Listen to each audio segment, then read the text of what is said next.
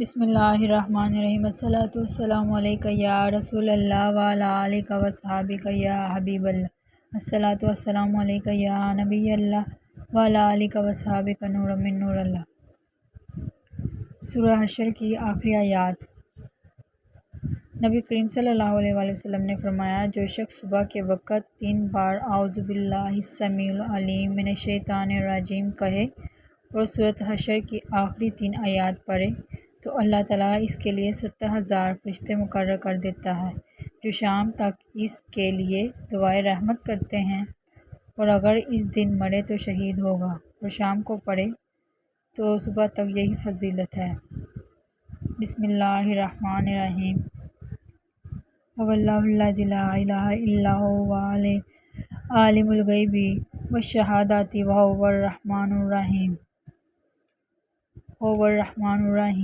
واللہ الذی لا الہ الا هو الملک القدوس السلام المؤمن المہیمن العزیز الجبار المتکبر سبحان اللہ عما یشرکون۔ واللہ الخالق البارئ